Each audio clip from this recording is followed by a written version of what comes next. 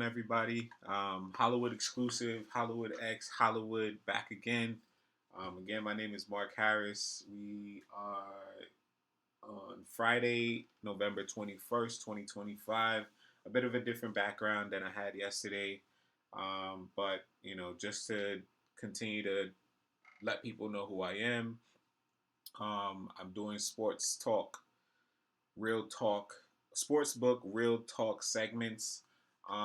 This is just kind of the topic that I'm on right now, something that I'm kind of passionate about, something that, I just wanted to share my research, my picks, my insight with other people who may be in the same boat as me.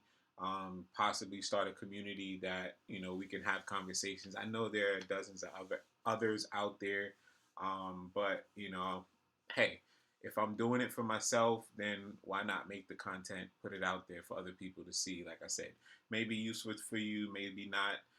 If you're a beginner, intermediate, a pro, welcome, welcome, welcome. If you guys just like the content and just like to come here and kind of hang out, welcome to that too. This is my second video. I just want to go through. I just want to do a quick recap of the picks that we had from yesterday.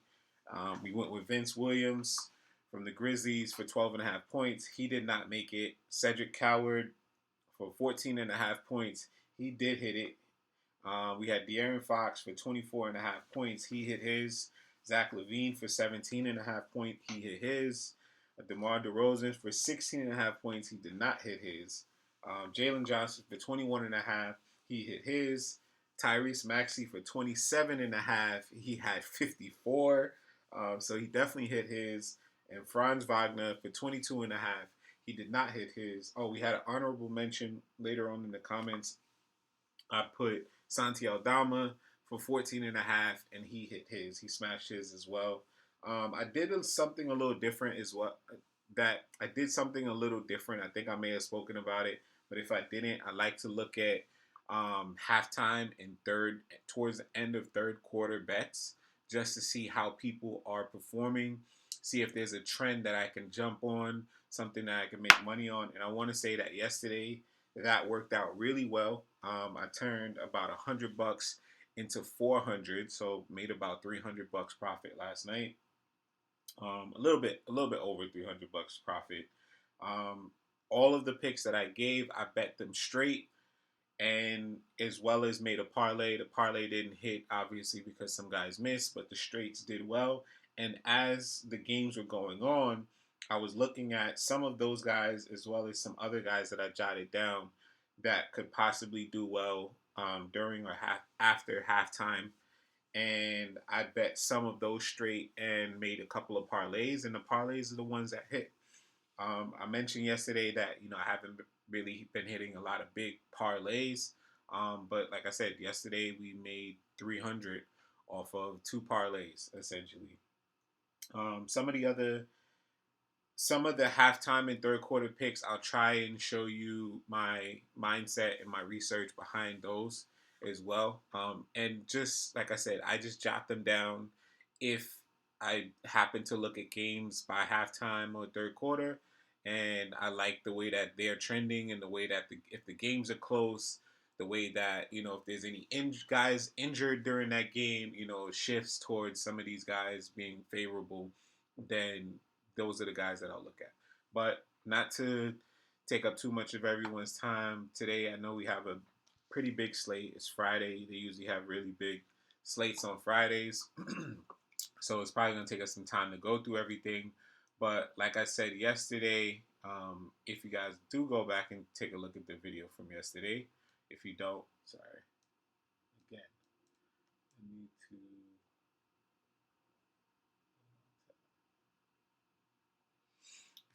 If you do go back to the video from yesterday, if you don't, like I said, I gave you the picks.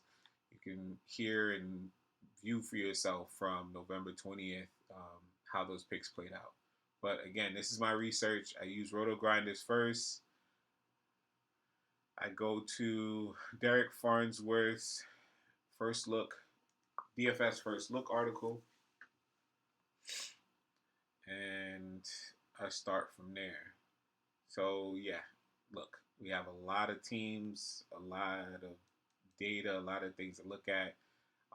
I'm gonna probably try and keep my research to, like I said, the best team totals, the best paces, the best offensive ratings. And one of the things I told myself is I'm not going to worry too much about blowouts when it comes to sportsbook. Not like in daily fantasy sports where you want that guy to be on the floor for 48 minutes, essentially, which is unrealistic, but you want that. You want him to get as close to that time as possible. But with sports books, you only have to hit a certain amount, and you may not need that guy to be on the floor for 45 minutes. He can do it in 30. He can do it in 35. He can do it in 20. Some of these guys, they get hot. Like let's say, somebody I mentioned. Yes, I mentioned the Magic yesterday, right? And let's just break that down. I said I wasn't sure who based off of how they share the ball, right? I went with Franz, and the mindset behind Franz was he's their main guy without Paulo, which is true. I think he got to 20. I think he got to 18 or 20, and we had him for 22 and a half. So he just needed to hit a three-pointer, get fouled, and one, whatever it was. He just needed 4 more points, or 3 more points, sorry, to hit his prop. But what happened was I mentioned Jalen Suggs. I mentioned Tristan Da Silva.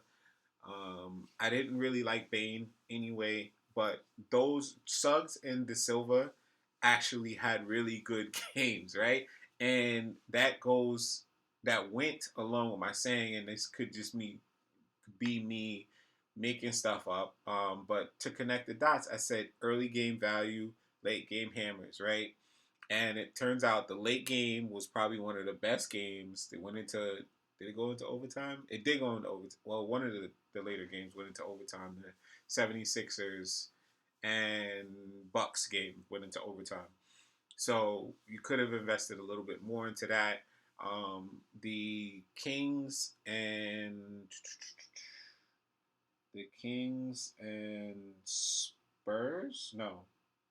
Who was it? The Kings and Memphis game wasn't bad, right? It had some really good pace to it, as well as the Spurs and the Hawks had a really good game as well. So just to say again, like those, I was looking for from the lower pace games. I was looking for guys who were cheap enough, who had low point totals, but also had like good spots, meaning they had people injured, they were getting more minutes, they had a high point per minute output. And I wanted to take those guys and just leave the other ones, kind of alone. The big name guys or the higher price guys or the guys you would kind of expect to get there, because I knew that their point totals would be higher, and they were in slower paced games. They were in low scoring total games, stuff like that. But Suggs and Tristan Da Silva, and it's one of the things that I started the channel and wanted to talk things out because I continue to make those mistakes, and I'm pretty sure I'm not alone. We would all be millionaires if we just went with our gut or went with our research sometimes. But back at it today. Like I said, don't want to rant too much about yesterday. Today is a new day. We have a lot of games on the slate, and let's jump right into it. So, Roto Grinders is the start. Propfinder is my one paid service, $14.99, and I use them for defensive matchups. RotoWire, a quick glance at RotoWire for lineups, projected lineups until they get closer to game time where they confirm these lineups. Some teams confirm earlier in the day. Um, some do not. I'm excited. Wifey comes home today. Just a little person. Like I said, I want the channel to kind of be real chill, real talk. But she's been away all week, and I'm excited that she's coming home today.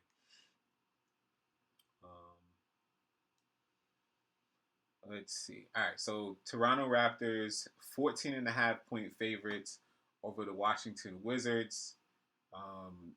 They are projected to score the most points on tonight's slate. They have an average of 119 points scored per game, which is really good. They have a great plus minus, um, top three plus minus. They have a really good offensive rating. They're playing at a decent pace. The rebounding could use some help, about middle of the road, but they are overall it looks like they're pretty good. And they're playing a Washington team that sucks, but the Washington team plays at a good pace. They don't have a good offensive rating. Um, so they might have a tough time keeping up, which is what this suggests as well. There's a big discrepancy in how many Toronto's supposed to score versus Washington at 113. But Washington also isn't the best team in the world. So I could see this turning out to be a mini shootout, usually probably up until the third quarter, halfway through the third, possibly into the fourth. And who knows? Washington has some veterans who can, corral the team. Then they might be able to stay in it. But starting with Toronto, we have Emmanuel Quickly. He's 6,900. And again, you'll start to see why I use this 6,900.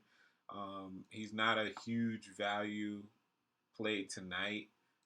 34 fantasy points per game. He only has a 20% usage, and he's only producing 1.05 points per minute. Let's see, Brandon Ingram. Interesting. I know he was a shooting guard, but he's 7,700, 36 fantasy points, 25% usage, just over a point per minute as well. Um, RJ Barrett, 6,500, 33 fantasy points, 23% usage, and just over a point per minute. Scotty Barnes, I like that they're healthy right now. 8,700, 43 fantasy points, 23% usage, and 1.34 fantasy points per minute. Total 6,300, 26 fantasy points, just over a point per minute. So it looks like they're all honestly, they're all similar to what the Magic were for me last night. It seems like they all share the ball as they should as a team. And they all kind of produce, and you just don't know who's going to produce for them on a given night. Anybody can step up. There's no one Scotty Barnes is their best all-around player, but Barrett to score, Ingram's to score, quickly can get hot. Even Poto can, get hot. Well, not hot, but 15, 18, 20 points possibly. So it just depends on who's hot that night. And they're all pretty much priced what their production is at. So I'm not finding a lot of value, and I don't think that they are going to be. I don't think the sports books, and that's my point. I don't think the sports books are going to be off on their projected points for some of these guys. So let's see quickly. They give up 27. His head-to-head, he averages 18 against them. His season average is 15.9, and his line is 17.5. So this is somebody who I would watch at halftime and during the third quarter to see if he's the one that's producing for the team, right? So he has the potential to be in the 20s. He's normally at about 18 with them. I don't know why it keeps fading in. It's probably the light in the background, but try not to do too much movement so you guys can see me. But they're asking 17 and a half, and he's only averaging 15.9. So it's not great as one of my upfront parlay picks. We can see if that changes, but overall, I don't think so. Let's just take a quick look at the other guys. We have Brandon Ingram. They allow 30. He's been out for a while.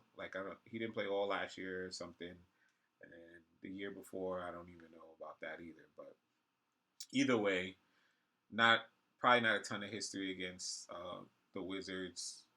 I mean, I can go look it on Stat Muse as well. His average for the season right now is 20.9. His line right now is 21 and a half. Again, probably somebody I'll look at halftime, see if he's the one that's performing. RJ Barrett, similar situation, allowing 23, head to head only 16. He's averaging 19.3 and they're asking 18 and a half. Scotty Barnes, allowing 24, head to head 17.3, 19.2 average, 19 and a half. Like it's all like nothing standing out. Like and I got excited about a couple of guys yesterday, and you'll know the difference of if something is really standing out. So like this is a decent one. Allowing 22, the head to head is 18. He's averaging 12, and they're asking 13 and a half. So again, I just think that I'm gonna look at this game at halftime and just see if there's anything that makes sense for me to plug in. I'll do it that way. I'm not sold on anyone in particular taking over and making sure that they hit their prop today from the Raptors. So the next team we're looking at are the Cleveland Cavaliers. Darius Garland, I forgot his injury news. I believe he might be questionable. Oh, there's also a good list that Underdog puts out.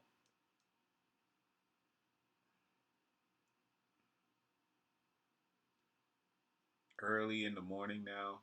Um, One of their first posts of the day, unless they have some juicy news. Underdog is pretty funny sometimes. They do have some tea at times. If it loads, so I don't want to have too many tabs open. All right, so this is their early morning injury news. So for Cleveland, Jarrett Allen is questionable. Darius Garland is questionable. Jalen Tyson is questionable. Merrill and Strus are out. All right. So Garland questionable. I don't typically like to look at questionable guys. If he was probable, then I would go with it. And Garland's still working his way back from injury. Yes, he'll have the usage, but there's also other people on the team that have high usage. We have Donovan Mitchell, always a great player. Um, Got to look out for him. 9,400, 98 fantasy points, 31% usage, averaging 31.35 FanDuel fantasy points per minute. It's good. It's good. DeAndre Hunter, 6,100, averaging 29, less than a point per minute on FanDuel. Now, again, the FanDuel point per minute doesn't translate to Sportsbook, but if I know that this guy is producing a lot of points per minute, that means that sometimes his usage may not be accurate, or he's just involved in a lot of plays, right? So like Evan Mobley, he gets a good amount of his points per minute probably from rebounds. So he's producing 1.19. His price is 8,300, 40 fantasy points, 23% usage. He's at what he's supposed to be at. Jared Allen, who so is questionable as well, averaging 30 fantasy points, 1.21 fantasy points per minute. All of these guys, again, I'm looking at this to see if this is 5 to 6x, and they're right around that 5x for each of them. But once they're all on the floor, they're similar to Toronto tonight. You just don't know who's going to get the ball, who's going to be hot. So they all can produce. Chicago Bulls, next team, 126 total, above average offensive rating. They score one of the highest points per game on the season right now. They have one of the highest paces. They actually rebound at a good rate. They are playing the Miami Heat, who are right next to them. in terms of most stats except for rebounds. Like even their points per game, they're one of the highest as well. So that might be a nice little juicy matchup for us to try and explore. Hopefully these guys aren't. Hopefully the sports books don't have them too high in every category. So Josh Giddey didn't have the best scoring game last game. I think he was one shy of a triple double, which I took a parlay for. A I took a bet for a straight bet. But Josh Giddey, 9,300, 51 fantasy points, 1.42 second to Shea in terms of production. Still under 10K, which is interesting. Kobe White is back, so I know that's probably taking away some of his shooting opportunities, but that gives him an opportunity to produce in other places. Like you can see here, his assists, APG, his assists per game, RPG, his rebounds per game, both well above average, and the highest assisting point guard on tonight's slate um, at the moment. So he's getting a lot of his other points from there.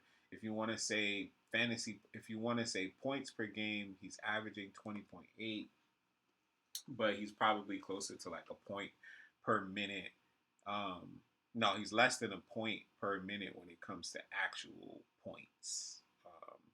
Most guys are, sorry. I shouldn't say it like that. Most of his points per minute stats may not be coming from points. That's what I'm getting at. But Kobe White should be the next person, or Trey Jones. I don't know why. I think Kobe White should be starting. Again, this is just a projected lineup. Kevin Herter. Oh, Kobe White is questionable. Maybe because there's a back to. Like I said, I don't really like to go based on questionables, but Giddey, if I'm able to get Giddey for in a game like this, if I'm able to get Giddey for 14 and a half, maybe 15 and a half, that might be something interesting. I think 19 and a half and above, or even 18 and a half and above, I'm probably gonna pass on it. He's also not a prolific scorer at most times. So Trey Jones, I'm not really looking at him. Okoro, I'm not looking at him. Uzelis, not bad. 5 points, 5'6", 27 fantasy points per game. Just under a point per minute. Let's see.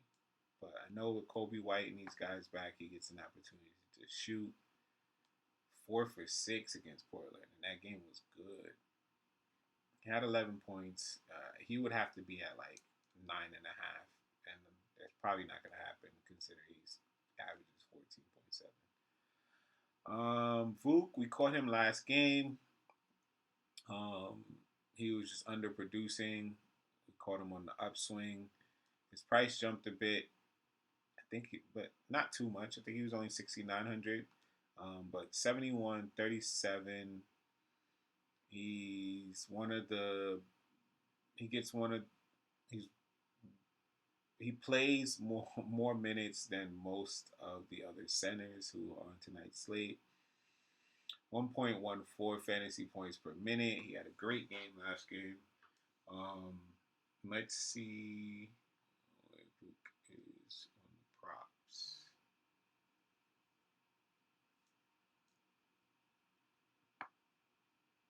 He's low today.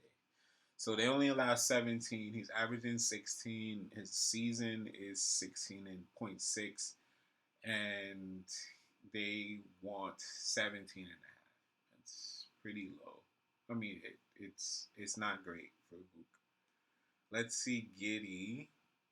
Okay, they want 20 and a half. It's a lot, man. I mean, this looks good though. Like this, they're allowing 26. His head to head with them is 25.8. His average for the season is 20.8, and they're asking 20 and a half. like I said, I didn't want to be anywhere near 20, to be honest. So that would have to depend on Kobe White and Trey Jones, possibly. They do have AO still, or IO still, and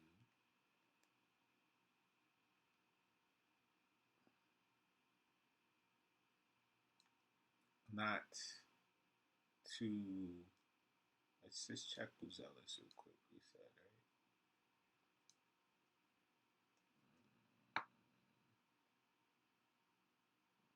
Yeah, they want him at his average. A couple of these are some guys again that I'll look at for halftime. I'm really trying to narrow my picks down, guys. To guys, people, everyone. I'm trying to narrow my picks down to um, nothing's a sure thing, but I'm trying to narrow it down to a sure thing in terms of guys who are supposed to produce, right?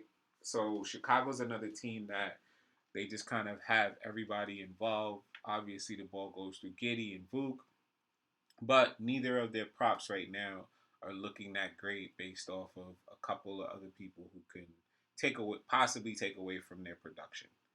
So another one that I might be looking at halftime or third quarter, or I may circle back to it because it is one of the highest total scoring games. Or maybe I'll try to find some value. Like I said, Trey Jones is questionable, so that's tough to say he's going to be in the starting lineup.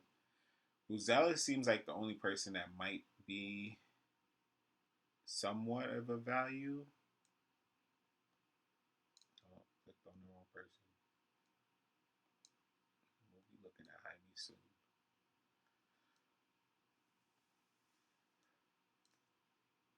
He's at about 20% usage, which is not bad.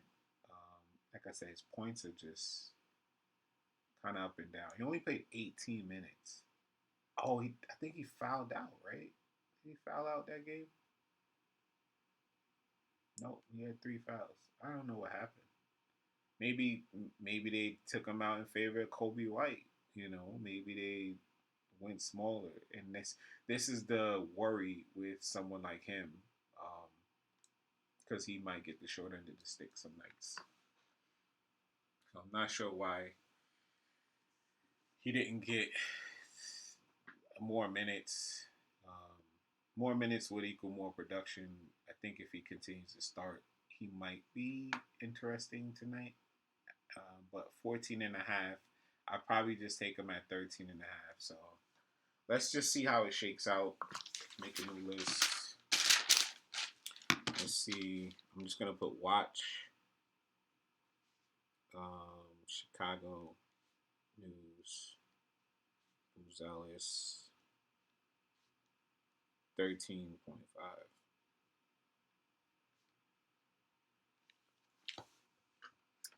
All right. Next game. Um, the Thunder versus Utah.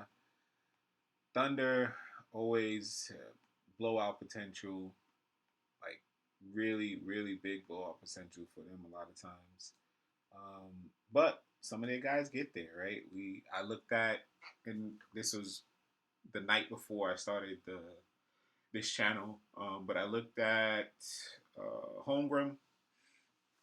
He did well, and I looked at Shea, and he hit his prop of 30.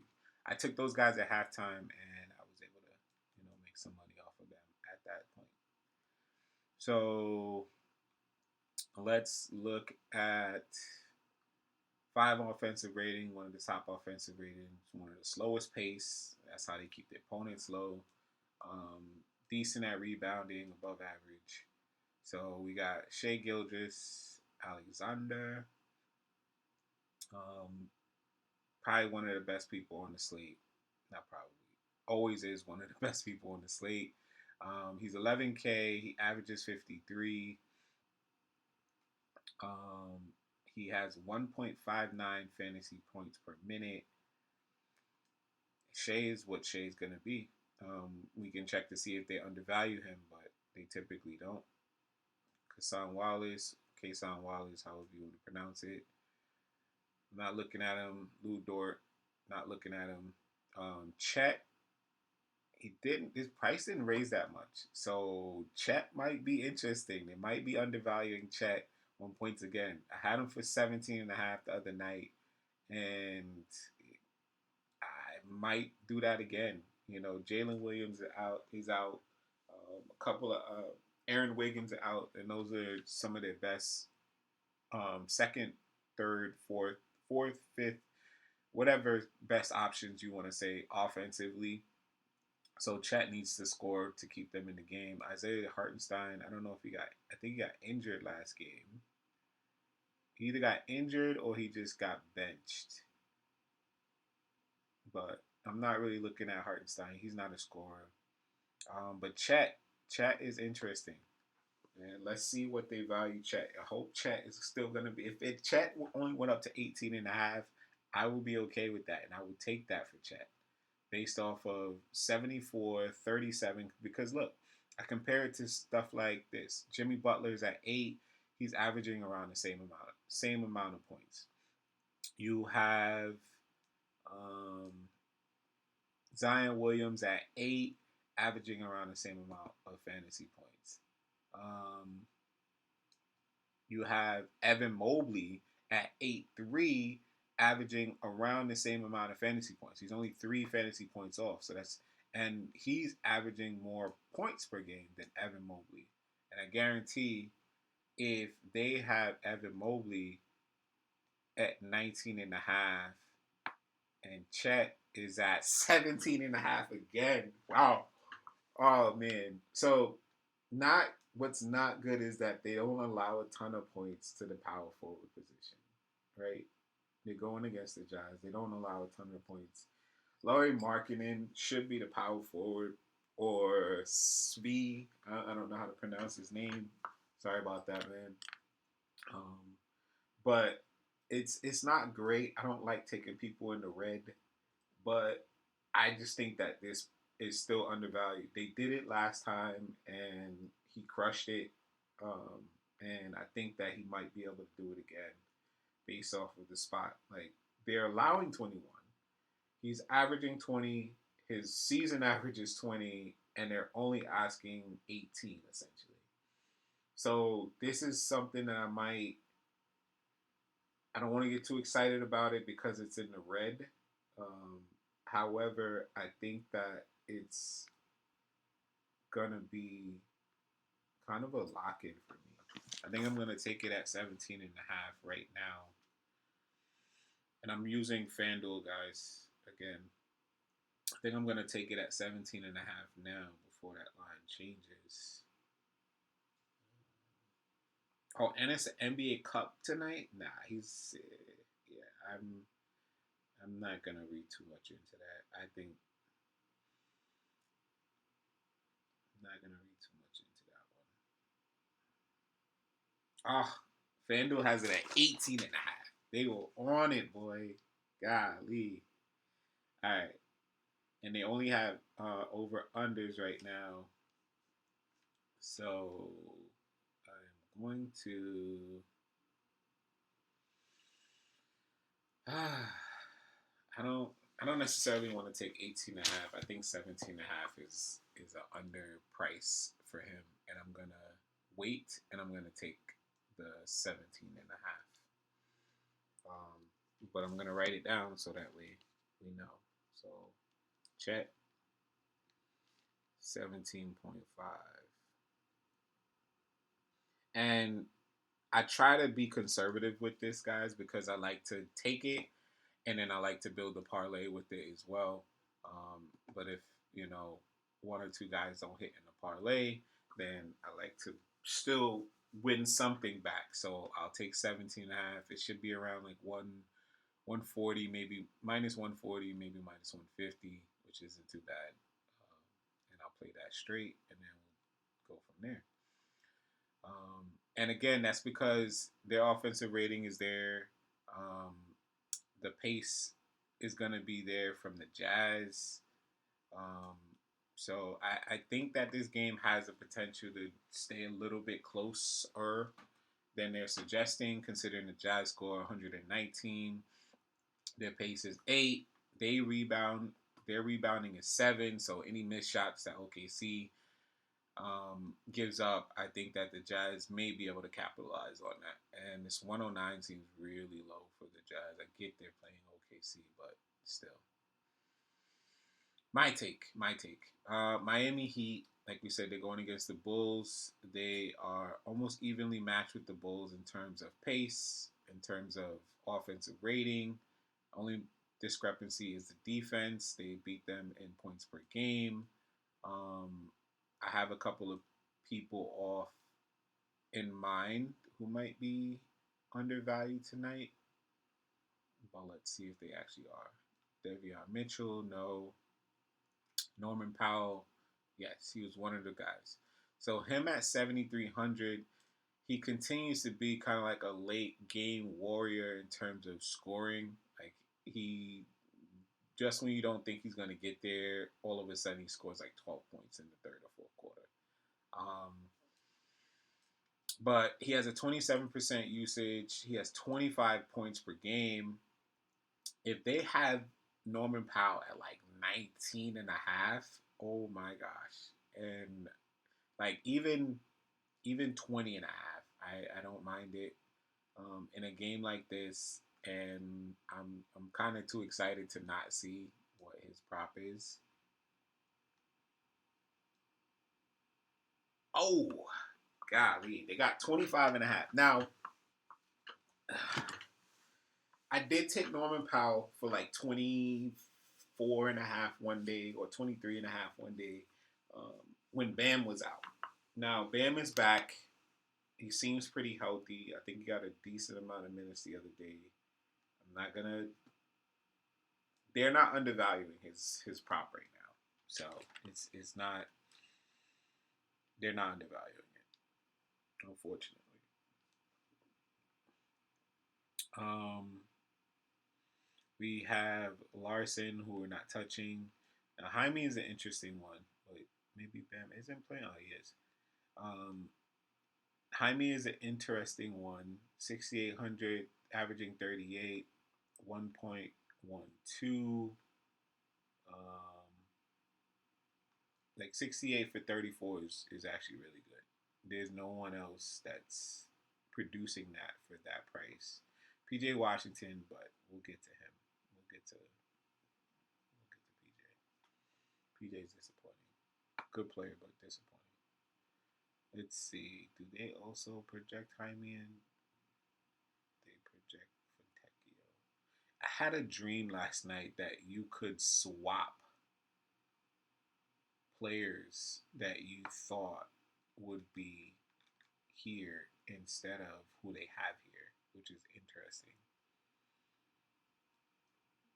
It's very interesting. And I thought maybe I would wake up and be like, oh, I missed that was an option. But it's not, unfortunately. But to the position, they allow 25. And let's see what. Let's just search. Sorry.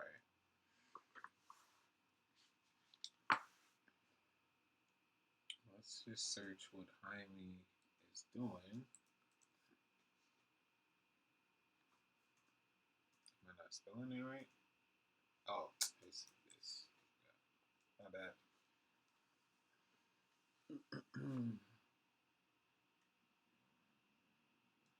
They want 19 and a half points for him, though. And he's not putting that up. Is that really his line? 19 and a half? And that has to be because of the game. They're just, they're just saying everybody's going to score today. It really is. 19 and a half. Wow.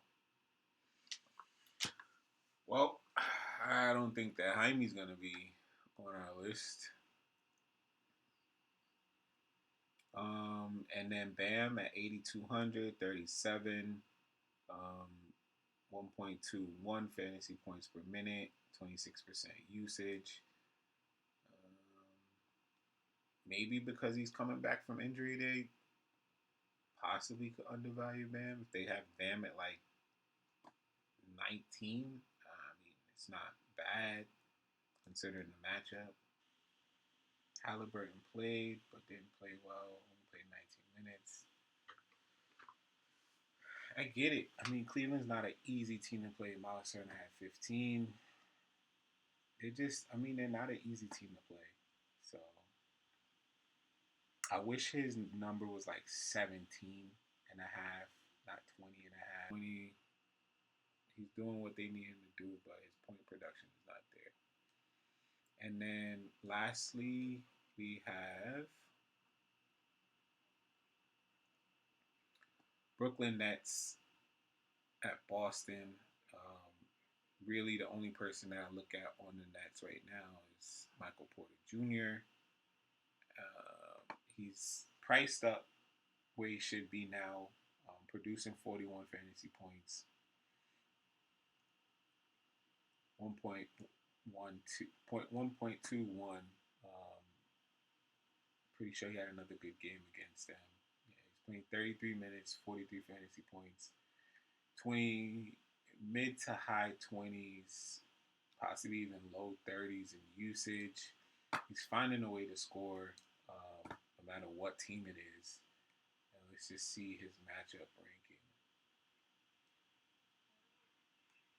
I mean, somebody else on the team has to be producing something, right? You know what? Like I said, let's not discount anybody. Brooklyn.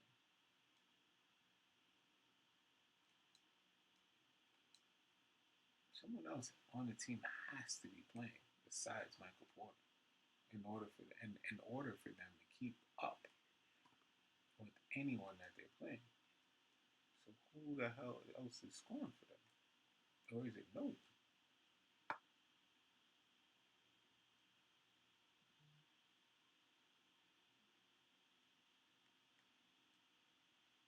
I mean, Claxton's doing okay, but it's kind of crazy. Let's see, Michael Porter.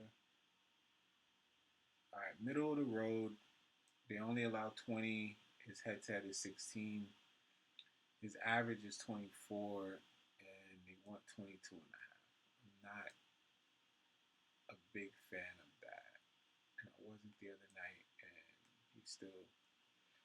Claxton's interesting though. They allow 22. His head-to-head is 4.5. He's averaging 14.6, but you take him for 11 and a half.